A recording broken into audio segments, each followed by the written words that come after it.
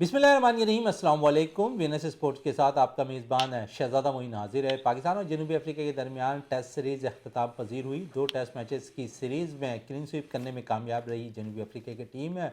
अब West Indies की team ने पाकिस्तान के दौरे पर पहुँच चुकी है और अब पाकिस्तान वेस्ट इंडीज़ के दरमियान मैचेस खेले जाएंगे, लेकिन उस पर अब खबरें आ रही हैं कि कुछ सीनियर खिलाड़ियों को मौका फराम किया जाएगा। सीनियर से मुराद ये है कि शायद इमामुल हक टीम में वापस आ जाएं और टेस्ट टीम के स्क्वाड का हिस्सा बनते हुए दिखाई दें। सारी सूरत-ए-हाल पे भी बात रहेगी। ड्राफ्टिंग का अमल, पाकिस्तान सुपर लीग का आगाज़ होने वाला है 13 जनवरी को लाहौर में जो है बाकायदा इसका ड्राफ्टिंग होते हुए दिखाई देगी।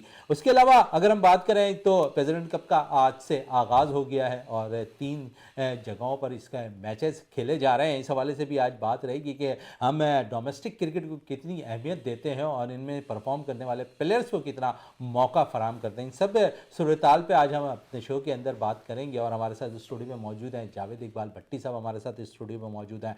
टेलीफोन लाइन पे हमें सीनियर स्पोर्ट्स एनालिस्ट भी हैं और साथ साथ क्रिकेट को अमेरिका के अंदर रन भी करा रहे हैं, डोमेस्टिक फर्स्ट क्लास क्रिकेटर भी रह चुके हैं। नईमुल हक साहब हमारे साथ यहाँ पर मौजूद हैं। नईम साहब, सबसे पहले तो आपकी तरफ आते हैं और जिस तरह पाकिस्तान की टीम की कारकर्दगी रही है, तो आप समझ रहे हैं कि हमने वनडे में क्लीन स्वीप किया, जनूबी अफ्रीका ने हमें यहाँ पर क्लीन स्वीप करने में कामयाब रही टेस्ट मैचेस के अंदर, लेकिन साथ साथ क्योंकि मैं इस तरफ बाद में आऊँगा, क्योंकि करंट एक खबर है यूनुस खान के हवाले से और बड़े करीबी हैं आप यूनुस खान के, और यूनुस खान ने अफगानिस्तान की टीम को ज्वाइन कर लिया है, मिनटोर की हैसियत से वो काम करेंगे। और अगर देखा जाए तो आईसीसी चैंपियंस ट्रॉफी से कबल कितना अच्छा फैसला अफगान टीम को ज्वाइन करने का है, यहां पर समझ में आ रहा है अफगान टीम के साथ रहना। पहले तो बहुत बहुत शुक्रिया कि आपने मुझे लाइन पे लिया और आपके जो स्टूडियो में बैठे हैं जावेद साहब और आप दोनों को बहुत बहुत सलाम।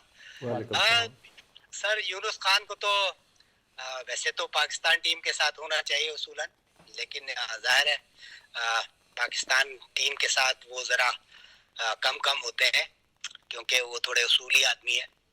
तो जाहिर है अफगान के साथ वो पहले भी 2-3 दफ़ा काम कर चुके हैं, एज ए मेंटोर ही काम करते हैं वो, क्योंकि उनके पास कोच तो मैं ख्याल एक इंग्लैंड के जो है वो कोच है उनका।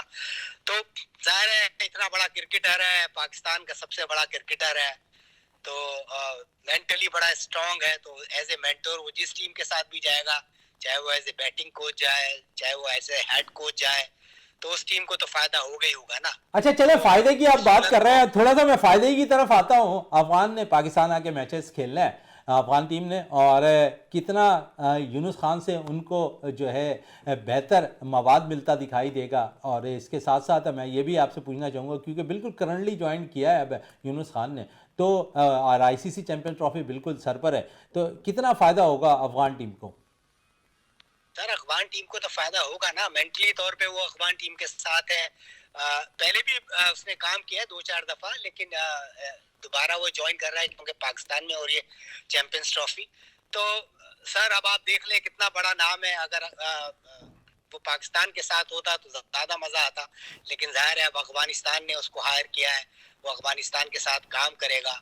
तो होप फॉर द बेटर, इंशाल्लाह हमारी दुआएं होंगी कि वो वहाँ पे जाके अच्छा काम करे। चले, अच्छा काम करे। मैं आपसे जाती तौर पे यही पूछना चाह रहा था, क्योंकि बड़े करीबी आपके साथ उनके मामलात हैं, और मैं ये ज़रूर पूछूंगा अभी आपसे कि इस वक्त अगर देखा जाए तो पाकिस्तान टीम को, क्योंकि मुकामी कोचेज बहुत ज़्यादा पाकिस्तान में अब काम कर रहे हैं और मोहसिन नकवी साहब भी इस तरफ बहुत ज़्यादा तवज्जो दे रहे हैं, तो आप समझते हैं कि पाकिस्तान के लिए अगर ऑफर होती, या फिर आप खुद भी कह रहे हैं कि असूलों के बड़े पाबंद हैं, तो असूलों से मुराद ये है कि जो भी अपने फैसले को मनवा सके, तो आप समझते हैं कि वो मनवाने वाली बात यूनुस के अंदर नहीं है, जिसकी बिना पर वो कोचिंग के फ़राइज़ या किसी ओहदे लेने से कासिर नज़र आ रहे पाकिस्तान में?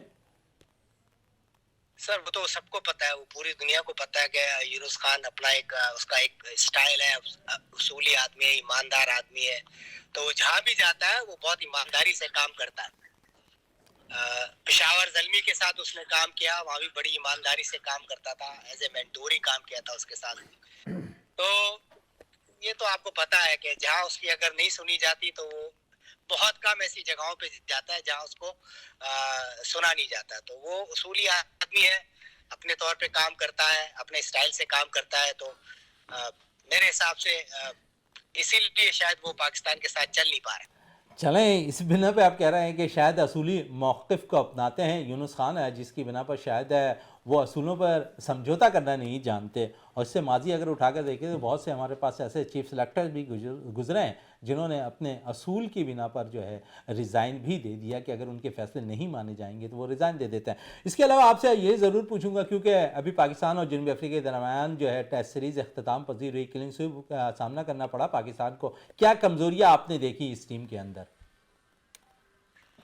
सर पहला टेस्ट तो हम बहुत अच्छा खेले, लेकिन थोड़ी सी कप्तानी में शान मसूद तो आगे पीछे हो गए। जब आपने उनको 7 आउट कर दिए थे, 8 आउट कर दिए थे हमने 94 पे शायद, तो 98 वहां पे पर मैंने 98 पे उनके हमने 8 आउट कर दिए थे। तो वहां पे उनको उसूली तौर पे 1 या 2 ओवर या तो सैम अयूब से कराने चाहिए थे या सलमान अली आगा से कराने चाहिए थे। जब टैलेंडर्स खेल रहे होते हैं और आपके तेज बॉलर्स पे आगे पीछे हो रहा होते तो आपको 2-3 ओवर देते हैं, वो उस पे चांस लेते तो शायद वो आउट भी हो जाते। लेकिन एक तो फिर मुझे समझ नहीं आई कि उसने वो आमिर जमाल को जो आखिरी ओवर दिया वो किस बेस पे दिया था, क्योंकि पूरे मैच में तो उसने गेंद कराई नहीं। पूरी इनिंग में, शायद पहली इनिंग में तो गेंद कराई थी, दूसरी इनिंग में उसने पूरी इनिंग में गेंद नहीं कराई। जब आपके 12-13 रन रह गए तो आपने आमिर जमाल को गेंद दे दी। कप्तानी में थोड़ा बहुत मुझे लगा नहीं कि वो अप टू यानी कि आप कह रहे हैं 100% कप्तानी में अच्छी थोड़ा सा कप्तानी की। 19-20 है और मुकम्मल तौर पर कप्तान के रूप नहीं ढालने में कामयाब हुए अब तक शान मसूद, ये कहना है का मकसद है आपका। और साथ साथ क्योंकि आमिर जमाल की बात हुई है और आमिर जमाल दूसरा टेस्ट मैच भी खेले हैं यहाँ पर नहीं भाई। और अगर पाकिस्तान टीम के अंदर देख लें तो अब ऑलराउंडर, फास्ट बॉलिंग ऑलराउंडर हमारे पास है, कुछ निकल कर आए हैं, उनमें एक आमिर जमाल भी हैं। और साथ साथ क्योंकि इस टेस्ट सीरीज़ के अंदर हमने देखा कि दूसरे में महाराज जनूबी अफ्रीका की टीम के साथ स्पिनर्स के तौर पर शामिल किए गए थे, लेकिन पाकिस्तान की टीम में कोई स्पिनर शामिल नहीं था, रेगुलर स्पिनर। आप समझते हैं कि शायद अगर स्पिनर शामिल होता तो 615 रन जो पहली इनिंग में करने में कामयाब हुई यहाँ पर जनूबी अफ्रीका की टीम है, कुछ बेहतर हो सकता था इससे कि पाकिस्तान के पास एक स्पिनर होता, और वो भी वो स्पिनर जिसने अनकरीब ही आपको टेस्ट सीरीज जिताई हो इंग्लैंड के खिलाफ। बिल्कुल बिल्कुल, दूसरे टेस्ट में के पास एक स्पिनर होना चाहिए था। नौमान अली वहां पे था। अगर नौमान अली उस मैच में खेल रहा होता तो आई एम प्रीटी श्योर कि वो इतने रन नहीं करते, क्योंकि तेज बॉलर्स मीर हमजा को हमने चांस दिया था। मैं समझ रहा था कि शायद वो नई गेंद से काफी बेहतर परफॉर्मेंस करा, तो उसने नई गेंद पे तो इतनी अच्छी परफॉर्मेंस दी नहीं। हालांकि शायद उसने या 2 आउट तो किए हैं, लेकिन अब्बास ने भी 3 आउट किए थे। तो वहां पे हमें जरूर एक चांस लेना चाहिए था। मुझे नहीं पता आमिर जमाल की फिटनेस का मसला है, क्या मसला है, कहीं वो बहुत अच्छी गेंद कर रहे होते हैं, कहीं वो बिल्कुल ही आगे पीछे हो जाते हैं। खुर्रम शहजाद है, वो बहुत अच्छी गेंदें कर रहा है, तो उसको कैरी करना चाहिए। अब जो हमारी सीरीज आ रही है, जाहिर है वेस्ट इंडीज के साथ होम सीरीज, तो हम जाहिर है 2 स्पिनर से खेलेंगे, तो आई एम प्रीटी श्योर कि वो नौमान और साजिद खान दोनों वहाँ पे परफॉर्म करेंगे। हमें अपने होम कंडीशन के मुताबिक विकेट्स बनानी चाहिए, क्योंकि हमें उसका एडवांटेज लेना है। तो हमको इंशाल्लाह दोनों टेस्ट जीतने चाहिए। और थोड़ा सा मैं साइम अयूब नहीं है तो इमाम उल हक आ जाएंगे। पहले तो इमाम उल हक को ड्रॉप भी गलत किया गया था, क्योंकि इमाम उल हक ड्रॉप नहीं होते थे कहीं से भी, ना वो वनडे टीम से ड्रॉप होता है ना वो टेस्ट टीम से ड्रॉप होता है। उस टीम में होना चाहिए। चले, टीम में होना चाहिए। कुछ देर कबल आपने अभी फास्ट बॉलिंग के शोबे के हवाले से बात की, और मैं आपसे ये पूछना चाहूँगा, इस वक्त अगर देखें तो अब पाकिस्तान क्रिकेट बोर्ड और मैनेजमेंट का रुझान जो है स्पीड गन से हटकर जो है अब स्लो मोशन पे आता दिखाई दे रहा है। मोहम्मद अब्बास 3 साल के बाद टीम में वापसी हुई है, 125-30 की रफ्तार से बॉल करते हैं। इसी तरह अब हम तमाम ऐसे बॉलर्स को टीम में शामिल होते हुए देख रहे हैं जिनकी रफ्तार लगभग इतनी ही है, 30-35, 130-35 के लगभग। अब नसीम शाह, शाहीन शाह आफरीदी, मोहम्मद हसनैन शायद अब टेस्ट सीरीज से हम देखते हैं कि बहुत ज़्यादा आहिस्ता आहिस्ता आउट होते दिखाई दे रहे हैं। तो आप समझते हैं कि रुझान अब यहाँ पर ज़्यादा नज़र आ रहा है हमारा कि हम स्पीड गन के बजाय 130, 125-30 की रफ्तार वाले बॉलर्स को चॉइस कर रहे हैं टेस्ट मैचेस के लिए, जिसका फ़ायदा ये हो रहा है कि वो आउट करने में कामयाब हो रहे हैं। सर मोहम्मद अब्बास जो है वो कंडीशनल बॉलर है, मैं फिर कहता हूँ बहुत अच्छी गेंदें की उसने यूएई में भी बहुत परफॉर्मेंस दी है, बड़ी अच्छी गेंदें करता है, लेकिन मेरे हिसाब से वो कंडीशनल बॉलर है। अभी जो वेस्ट इंडीज आई है उसके खिलाफ भी वो आउट करेगा, बहुत अच्छी करता है, बड़ी जगह पे गेंद करता है। उसको पता है कि कहाँ से आउट करने, किस तरह आउट करने। अब जहाँ तक आपने कहा नसीम शाह ने बड़ी डिसअपॉइंटिंग परफॉर्मेंस दी थी, बहुत ही डिसअपॉइंटिंग उसने पहला टेस्ट खेला था। शाहीन शाह अफरीदी को आप कहते हैं कि आपने उनको रेस्ट कराया है, लेट्स सी कि वो रेस्ट कर रहे हैं या टेस्ट क्रिकेट से उनको रेस्ट करा दिया गया है, क्योंकि वो बांग्लादेश प्रीमियर लीग या जो भी लीग होती है वो तो खेल रहे हैं वहाँ। तो ये किस किस्म का रेस्ट था भाई, कि वो वहाँ जाके क्रिकेट खेल रहा है, यहाँ पे आप कह रहे हैं कि उसको टेस्ट कराया है हमने। मोहम्मद हसनैन तो कभी भी टेस्ट नहीं खेला, तो मेरे हिसाब से उसको तो वो वनडे या T20 का ही बॉलर है। वो अच्छी गेंदें कर रहा है, उसने थोड़ा स्टाइल चेंज किया है, तो अभी भी वो हेसिटेट कर रहा है, वो अपनी पूरी स्पीड से गेंद नहीं कर रहा। जब से उसने अपना स्टाइल चेंज किया है, या तो फिर उसका इतनी ही स्पीड रह गई है, या उसके डर दिल में खौफ होता है कि दोबारा से कहीं मुझ पे जड़ का वो जो एक वो है दोबारा से उसके इशू ना आ जाए। तो नसीम शाह भी मुझे 100% फिट नहीं लग रहा था। शाहीन शाह तो खेला ही नहीं दोनों टेस्ट, तो अब जो टेस्ट सीरीज आ रही है तो अभी पता चल जाएगा कि कौन खेलेगा कौन नहीं खेलेगा। चले कौन खेलेगा कौन नहीं खेलेगा, थोड़ी सी बात मैं मैटर डोमेस्टिक पे आपसे करना चाहूंगा। अंडर 19 का उभरता हुआ एक और सितारा अली रजा बड़ी अच्छी बॉल कर रहा है और इसने परफॉर्म भी किया, डोमेस्टिक में परफॉर्म किया, कायद आज़म ट्रॉफी में परफॉर्म करते हुए दिखाई दिए हैं और उन पे भी काफ़ी नज़रें हैं यहाँ पर डोमेस्टिक सीजन से जिनकी परफॉर्मेंस रही है। अब बोर्ड भी इज्जत दे रहा है डोमेस्टिक परफॉर्मर प्लेयर्स को। आप समझते हैं कि अच्छा साइन है बोर्ड की तरफ से कि जो डोमेस्टिक में अच्छे परफॉर्म कर रहे हैं वो कौमी टीम का हिस्सा भी बन रहे हैं? बिल्कुल सर, डोमेस्टिक को हमेशा इज्जत देनी चाहिए। जो लड़के डोमेस्टिक खेलते हैं, पूरा साल मेहनत करते हैं, 800-900 करते हैं, 50-60 आउट करते हैं, तो उनको तो उनका हक पहले बनता है। आप पूरी दुनिया में कहीं भी क्रिकेट देख लें, इंग्लैंड में देख लें, ऑस्ट्रेलिया में देख लें, तो वो अपने डोमेस्टिक प्लेयर्स को बड़ी इज्जत करते हैं, उनको बड़ी रिस्पेक्ट देते हैं। तो हमें भी यही करना चाहिए। अली रजा को मैंने अंडर 19 में देखा था, अभी मैंने उसको नहीं देखा। ये डोमेस्टिक जो खेल रहा है बहुत अच्छा बॉलर है, बिल्कुल आप उसको चांस दें कि उसको। देखिए क्योंकि मैंने डोमेस्टिक में फाइनल मैच देखा है कायद आज़म ट्रॉफी का जाकर यूबीएल स्पोर्ट्स कॉम्प्लेक्स में, अली रजा, उसके साथ अम्माद बट और उसके साथ हमने देखा कि नौजवान फास्ट बॉलर नियाज खान ने बड़ी ज़बरदस्त बॉलिंग का मुजाहरा किया इस टूर्नामेंट के अंदर। और साथ साथ एक और उभरता हुआ सितारा लेकिन शायद गुमनामी का शिकार हो गया, मूसा खान, उसने भी परफॉर्म किया कायद आज़म ट्रॉफी के अंदर। और आप समझते हैं कि जो परफॉर्मर है उन्हें इज्जत कम से कम देनी चाहिए? सर जी यही तो हमारा मसला है ना, हम उसको मूसा खान को एकदम उठा के ले आए थे और ऑस्ट्रेलिया में उसका डेब्यू भी करा दिया था। उसके बाद मूसा खान कहाँ है किसी को नहीं सर पता। जमान खान कहाँ है ये भी नहीं पता। उसने 50 या 60 आउट किए अभी ना डिस्ट्रिक्ट में, सबसे ज्यादा शायद उसी की विकेट्स हैं।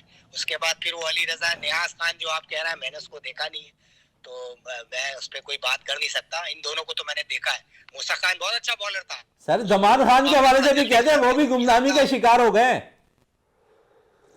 कौन? जमान खान।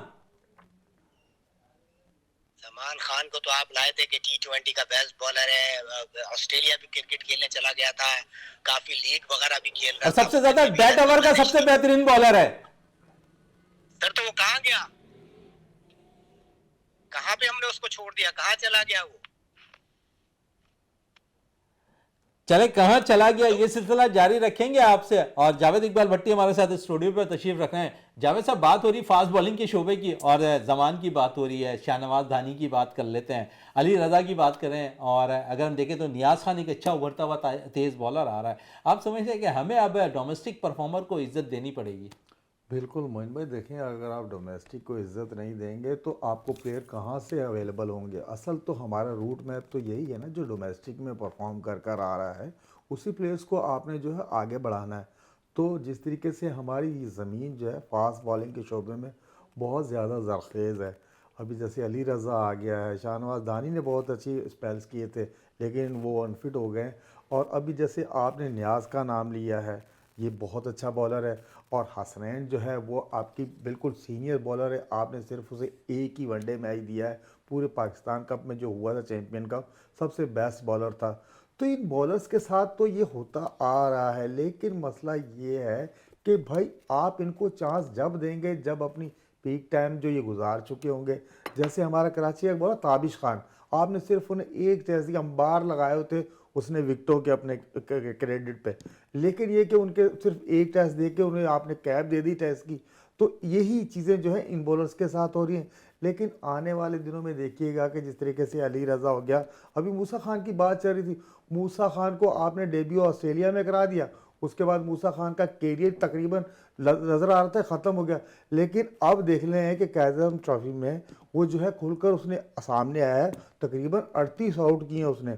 और मैं ये देख रहा हूँ से आपका जो सह रोज़ा मैच है वेस्ट इंडीज़ के ख़िलाफ़, कम अज़ कम इन बॉलर्स को जो है उनके खिलाफ चांस देना चाहिए, इनकी सलाहियत तो इंसाफ किया जाए, क्योंकि बहुत अरसा हो गया मूसा खान को एक्शन में देखे हुए। तो अभी जैसे नईम भाई बात कर रहे कि नसीम शाह, वो लग ही नहीं रहा था कि वो फिट है टेस्ट मैचेस के लिए, और आमिर जमाल तो कहीं से भी नहीं, उनका टेस्ट में नाम ही नहीं आना चाहिए था, वो भी खेल रहे हैं। शहनशाह अफरीदी को आपने वैसे ड्रॉप कर दिया।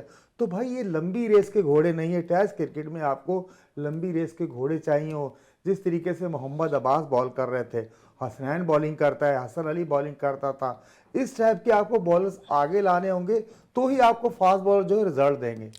बड़ी अच्छी बात की कि फास्ट बॉलर रिजल्ट देंगे। और मैं आपसे ज़रूर और पूछूंगा कि जिस तरह पाकिस्तान की बैटिंग रही है जनूबी अफ्रीका में, क्योंकि होम सीरीज़ हो रही है वेस्ट इंडीज़ के ख़िलाफ़, और अब साइम अयूब टीम के साथ नहीं होंगे, इमाम को पाकिस्तान शाहीन के लिए कप्तान नामज़द किया गया, और ऐसा लगता है कि इमाम जो है अब टीम का, पाकिस्तान टीम का भी हिस्सा हो जाए, तो आप समझते हैं कि इमाम के लिए एक जगह मिली है अब? बिल्कुल मोइन भाई, देखिए इमामुल हक ने थ्रू आउट पीछे कायद-ए-आज़म ट्रॉफी ले लें, अभी बहरिया कप चला था, उसके क्रेडिट पे रन्स है तकरीबन 5-6 उसने 50 किए हैं। और जिस तरीके से इमामुल हक को अभी नहीं भाई कहते, इनका तो ड्रॉप करना बनता ही नहीं था टीम से, लेकिन पता नहीं क्या वजह से इमामुल हक को वनडे से भी ड्रॉप कर दिया, टेस्ट मैचेस से भी ड्रॉप कर दिया। तो इंशाल्लाह अभी जैसे अभी ये वेस्ट इंडीज़ का टूर है, और आपको पता है कैप्टनसी वो कर रहे हैं 3 रोज़ा जो मैच है वेस्ट इंडीज़ के खिलाफ, वो अपनी फॉर्म जो उनकी लगी हुई है इंशाल्लाह वो रन्स करते हैं, और ये कौमी टीम में भी वापस आएंगे। और देखिएगा कि चैंपियन ट्रॉफी के जो स्क्वाड का ऐलान होगा, हो सकता है कि इमामुल हक, फ़खर जमान, इन दोनों को जो चैंपियन ट्रॉफी के स्क्वाड में जो है आप शामिल होता हुआ देखेंगे। और इमाम की परफॉर्मेंस आपको पता है, वो हमेशा से जब तक खेल रहा था वो आईसीसी की टेस्ट रैंकिंग में नंबर 1, नंबर 2, नंबर 3 तक था, लेकिन आपने जब उसे ड्रॉप किया तो जाहिर रेटिंग वेटिंग कहाँ से आनी। लेकिन यह है कि इमामुल हक आपको पता है टैलेंटेड प्लेयर है, जब भी उसे चांस मिलेगा वो अवेल करेगा। बड़ी अच्छी बात कही कि इमाम जब भी चांस मिलेगा अवेल करते हुए दिखाई देगा। लेकिन जावेद साहब, क्योंकि पाकिस्तान के लिए अगर बैटिंग की लाइन की थोड़ी सी बात करें तो हुरैरा का भी एक परफॉर्म करना बहुत ज़्यादा ज़रूरी है। आप देखें कि हुरैरा को भी टीम में शामिल किया गया है, और हुरैरा परफॉर्म कर देते हैं तो फिर इमाम की जगह शायद थोड़ी सी मुश्किल हो जाएगी टेस्ट मैचेस में। नहीं मोहन भाई, मैं नहीं देख रहा कि हुरेरा को जिस तरीके से आपने चांस दिया था, पूरा आप देख लें, ये चैंपियन कप भी हो गया, बहरिया कप भी हो गया, कोई भी हुरेरा की एक अच्छी इनिंग्स जो है वो सामने नहीं आई। और इमामुल हक और अगर हुरेरा को कंपेयर करेंगे, देखिए तजर्बा जो है ना वो इमामुल हक के पास है, उससे बहुत ज़्यादा इंटरनेशनल क्रिकेट खेली हुई है। हुरेरा का अभी तक टेस्ट में डेब्यू तक नहीं हुआ है। तो अगर आपने सीनियर्स प्लेयर को इस सीरीज़ में आराम देने का फैसला किया है, तो इन लड़कों को चांस मिल सकता है। नहीं तो आपको पता है कि अगर सीनियर प्लेयर को आराम आप नहीं देते तो हुरेरा हो गया, इनकी तो जगह वैसे ही नहीं बन रही। अभी देख लें जो अजान अवैस था, ये सियालकोट का लड़का, उसने कंटिन्यू जो है कायदे-ए-आज़म ट्रॉफी में रन्स किए, सेंचुरियाँ, 4 सेंचुरियाँ लगा दी, 250 प्लस लगा दिए, 840-45 रन उसने सीरीज में कर दिए। तो वो भी डिजर्व करता है टीम में आने के लिए। तो इन 2-3 लड़कों को है, अगर आप सीनियर्स को आराम देना चाहे तो आपके पास बहुत अच्छा मौका है। वेस्ट इंडीज के खिलाफ इन लड़कों को जो है आप डेब्यू कराएं और इनकी सलाहियतों से इस्तेफादा हासिल करें आप। बड़ी अच्छी बात कही कि नौजवान खिलाड़ियों को डेब्यू का मौका फराहम किया जाए। अजान अवैस ने 844 रन स्कोर किया कायद-ए-आज़म ट्रॉफी में, और सबसे बेस्ट बैटर रहे। पहला फर्स्ट क्लास सीज़न खेल रहे थे और उम्दा कारकर्दगी रही है उनकी, और लेकिन उन्हें भी मौका देने की ज़रूरत है। जब सब थोड़ी सी बात स्पिनर्स पे कर लें, होम कंडीशन पे आप समझते हैं कि तो फिर साजिद नुमान का पार्ट रहेगा पाकिस्तान टीम के साथ? बिल्कुल मोइन भाई, देखें जब आप पाकिस्तान में खेलेंगे तो आपको साजिद और नवान की जो है याद नहीं आएगी, ज़रूरत पेश आएगी। जिस तरीके ने आपने जो है इन दोनों का जो पेयर ख़राब कर दिया साउथ अफ्रीका में, आपने इन दोनों का जो पेयर ख़राब किया, और फिर साउथ अफ्रीका जाने के बाद भी नुमान को तो आपने डगआउट में बिठाए रखा। तो पाकिस्तान में आपने स्पिन ट्रैक ही बनाना है। होम एडवांटेज जो हासिल आपने इंग्लैंड के ख़िलाफ़ किया था, वो आपको पता चल गया कि आपके पास ऐसे फास्ट बॉलर नहीं थे। जो पहले टेस्ट में इंग्लैंड ने आपके खिलाफ जो है रिकॉर्ड रन्स कर दिए थे, ये स्पिनर्स थे जो आपको जीत की राह पर लेकर आए। और मैं ये देख रहा हूँ कि आने वाली सीरीज़ में है स्पिन ट्रैक होगा और नुमान और साजिद के साथ ही हम जाएंगे, क्योंकि इन दोनों ने आपको जो है एक जीत का एक नई उमंग पूरी टीम को दे दी थी। और इंशाल्लाह जो है वेस्ट इंडीज़ के ख़िलाफ़ हम अगर दोनों टेस्ट जीतते हैं, क्लीन स्वीप करते हैं, तो हमारी जो है आलमी रैंकिंग में भी फ़र्क पड़ेगा, जो कि बहुत ज़्यादा ज़रूरी है। क्योंकि आप जो है वर्ल्ड टेस्ट चैम्पियनशिप से तो बिल्कुल आउट हो गए, वहाँ तो क्वालिफाई कर लिया ऑस्ट्रेलिया ने और साउथ अफ्रीका ने, उल्टा जो है आप अपने जो है ना पॉइंट जो है कम करवा कर साउथ अफ्रीका से वापस आ रहे हैं जो ओवर लेट करवाए थे। तो इन सारी चीज़ों के हिसाब से जो है आपको अपनी टीम की तरफ ध्यान देना होगा, जो भी डिज़र्व करता है। अगर आप सीनियर्स को आराम देते हैं तो इन नए लड़कों से भी आप किसी एक दो को ट्राई कर सकते हैं, क्योंकि आगे बहुत ज़्यादा क्रिकेट आने वाली है और पाकिस्तान को जो है तजर्बे से ज़्यादा नए टैलेंट की भी ज़रूरत है, जो बड़े एग्रेसिव क्रिकेट खेलते हों, एग्रेसिव माइंडसेट के साथ खेलते हो। आपको पता है आजकल टेस्ट क्रिकेट हो या वनडे हो या T20, तकरीबन जो है सारी ही क्रिकेट जो है आजकल ज़्यादा फास्ट हो गई। तो इसी तनाजुर में आपको चाहे वो बॉलर हो चाहे वो बैट्समैन हो, उससे तैयार करना होगा।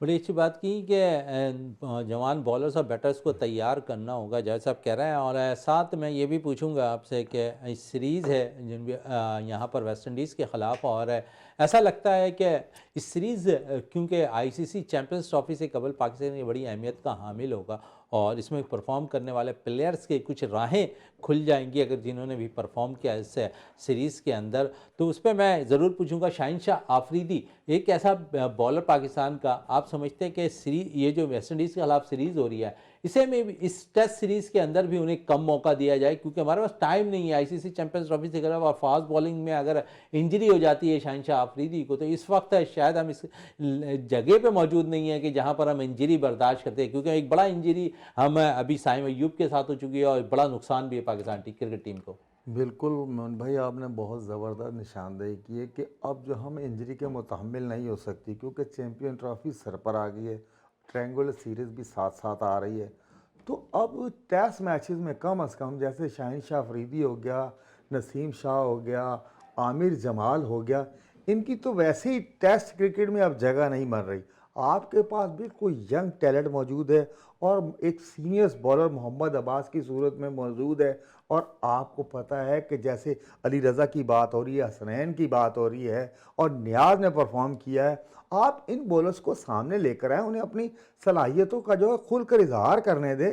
आप इन सीनियर्स को जो है आराम नहीं, अब देखें टेस्ट क्रिकेट से इनको तो जिस तरीके से आपने शहनशाह अफरीदी को ड्रॉप किया था साउथ अफ्रीका के खिलाफ, हत्ता के वनडे और में जो है शहनशाह अफरीदी की फॉर्म लग गई थी, उनकी जो बॉलिंग फॉर्म रूठी हुई थी वापस आ गई थी, लेकिन आपने टेस्ट मैचेस से जब शहनशाह अफरीदी को ड्रॉप कर दिया तो भाई नसीम शाह को भी ड्रॉप करें, आमिर जमाल को भी ड्रॉप करें। अब्बास के साथ आपको पता है कि खुर्रम है, खुर्रम के साथ आप एक दो नए बॉलर्स को चांस दे सकते हैं, जिसमें अली रज़ा है और हमारे सीनियर बॉलर हसनैन है। ये टेस्ट फॉर्मेट के बॉलर्स हैं, इनके साथ आप टेस्ट क्रिकेट में जाएं। और अगर आपने बिल्कुल स्पिन ट्रैक बनाना है, दो फास्ट बॉलर्स के साथ है, दो स्पिनर्स के साथ जाना है, तो मैं ये देख रहा हूँ कि आपको चाहिए कि आपके आने वाले जो इवेंट है उसके लिए जो आपके प्लेयर्स हैं, वो चाहे बॉलर हैं या बैट्समैन, उनको सिक्योर करके रखें, नए प्लेयर्स को चांस दें वेस्ट इंडीज़ के खिलाफ। और आपको पता है कि हमारे यहाँ पोटेंशियल बहुत ज़्यादा है, आप जिसको भी चांस देंगे वो अवेल करेगा। और अब आपको जो है नसीम शाह को और शाहीन को, आमिर को, इनको बिल्कुल साइड लाइन कर दें। जब आप चैंपियन ट्रॉफी का इवेंट खेलने जाएंगे फिर इनके नामों पर गौर होगा। अभी जो है नए बॉलर्स को लेकर आए, उन्हें जो है अपना सलाहियतों का इजहार करना चाहिए। बिल्कुल नए नए बॉलर्स को अपनी सलाहियतों का इजहार का मौका फराहम करना चाहिए। और क्योंकि हमारे पास अच्छे ऑलराउंडर नहीं आ रहे हैं, आमिर जमाल के वाले से हम बात कर रहे थे अभी नई मलक साहब से भी, और वो भी कह रहे थे कि आमिर की परफॉर्मेंस 2 मैचेस में अच्छी नहीं रही, उसको हम मौका पे मौका दिए जा रहे हैं। जहाँ पर हम बैटर्स को ड्रॉप कर रहे हैं, फास्ट बॉलर्स को ड्रॉप कर रहे हैं, वहीं से ऑलराउंडर आमिर जमाल को भी अगर हम ड्रॉप कर कुछ एक और नौजवान दानियाल को अगर मौका देते तो कुछ बेहतर होगा, उनकी सलाहियतें भी सामने आ जाएंगी। बिल्कुल मोइन भाई, अहमद दानियाल है, अब्दुल समद है और आपके पास जहादात खान है। देखिए आपके पास लाइन लगी हुई है, लेकिन आपने एक ट्रेंड बनाया हुआ कि नहीं जी हमने इन्हीं को खिलाना है, तो ऐसा नहीं चलता भाई। पूरी दुनिया की क्रिकेट चेंज हो चुकी, पसंद नापसंद का दौर चला गया। अब जो है परफॉर्म करेगा वही टीम में आएगा। अब अहमद दानियाल को आपने T20 स्क्वाड में डाला, वनडे स्क्वाड में डाला, उसे एक भी मैच नहीं मिला, तो आपको इन टीमों के खिलाफ इन प्लेयर्स को जो है चांस देना होगा। जब तक आप इन प्लेयर्स को चांस नहीं देंगे तो आपको कैसे पता चला, जैसे आप अक्सर बेशतर कहते हैं कि हमारे अंडर 19 से जब प्लेयर तैयार होकर आते हैं और बड़े बड़े मैचेस जितवा कर आते हैं, उसके बाद कई प्लेयर्स ऐसे होते हैं जो बिल्कुल गुमनाम हो जाते हैं, पता ही नहीं चलता कि वहाँ कहाँ चले गए। तो पाकिस्तान क्रिकेट बोर्ड को चाहिए कि इन प्लेयर्स को, जो अहमद दानियाल बहुत अच्छा परफॉर्मर है और जहादात खान है, इन 3-4 लड़कों को कम से कम, जैसे आपने अब्दुल रज़ाक को जो है ये जिम्मेदारी दे दी है कि T20 वर्ल्ड कप के लिए जो है वो जो है हार्ड हिटर बैट्समैन और ऑलराउंडर तैयार करेगा या तलाश करेगा, तो जो बने बनाए हैं कम से कम जो है उनको भी आप थोड़ा सा अपने अंडर लेकर उनकी कोचिंग करें, हाई परफॉर्मेंस सेंटर पे बुलाएं और उनमें जो जो खामियां हैं उन्हें ख़त्म करा के उन्हें बिल्कुल एक कुंदन बनाकर जो है आप नेशनल टीम में लेकर आए। अगर आपको जिम्मेदारी पाकिस्तान क्रिकेट बोर्ड ने दी है तो मैं ये समझा अब्दुल रज़ाक जैसे प्लेयर जो है इस तरह के कई ऑलराउंडर जो है वो ला सकते हैं। चले कई ऑलराउंडर ला सकते हैं। चलें, ये तो था ऑलराउंडर की बात। एक शोबे की बात कर लेते हैं, एक ऐसे शोबे की जहां पर मोहम्मद रिजवान का गिरफ्त इस वक्त सबसे ज़्यादा मजबूत है, लेकिन हसीबुल्ला एक अच्छे निकल कर सामने आए। उस्मान खान थोड़ी सी अच्छी विकेट कीपिंग कर रहा है, लेकिन एक ऐसा प्लेयर भी है जो पाकिस्तान के लिए अच्छा और मैं समझता हूँ कि बड़ी अच्छी कारकर्दगी भी रही है उसकी माजी में भी, और जब वो मुकम्मल तौर पर रिदम में आ जाता है तो फिर ग्राउंड के चारों तरफ शॉट खेलता है। मैं मोहम्मद हारिस के हवाले से बात कर रहा हूँ। आप समझते हैं कि इसमें एक मोहम्मद हारिस की भी जगह कहीं नज़र आ रही है अब वनडे में? मोहन भाई, जिस तरीके से देखें साइम का जो खुला हुआ है ना टीम में, उसके बाद देखें जगह तो कई प्लेयर देखें, जैसे मैं पहले कह चुके फ़खर और इमामुल हक तो डिज़र्व करते हैं, उनको तो आना चाहिए। मोहम्मद हारिस में अभी तक वो टेम्परामेंट जो है जो दरकार है, जो विकेट पे जाके आपको शो करता है। आपकी टेक्निक ठीक है, जो टेक्निक से आप खेलते हैं कहते हैं, लेकिन भाई विकेट के जाने के बाद जो आपको टेम्परामेंट और अपनी स्किल्स शो करनी होती है, मोहम्मद हारिस जो है बुरी तरह उसमें नाकाम हुआ है। अभी भी देख लें वो BPL में कह रहे हैं कोई भी अच्छी इनिंग तराश नहीं सके, और जिस तरीके से हमारे पाकिस्तान कप में भी देखें, बहरिया कप में भी देखें, सिर्फ एक इनिंग्स उन्होंने खेली थी। तो मोहम्मद हारिस देखें वो टैलेंटेड प्लेयर है, उससे इनकार नहीं किया जा सकता, वो किसी भी दिन जो है वो टीम में कमबैक करने की सलाहियत रखता है। लेकिन यह कि अब आने वाले दिनों में जिस तरीके से हमारी टीम में तकरीबन तमाम ही प्लेयर, जो सिर्फ मिडल में थोड़ा सा ज़रूरत थी, और अगर फ़खर और इमाम आ जाते 1 से 2 प्लेयर की शफलिंग होगी और इंशाल्लाह जो हमारी ये खुला है वो भी पुर हो जाएगा।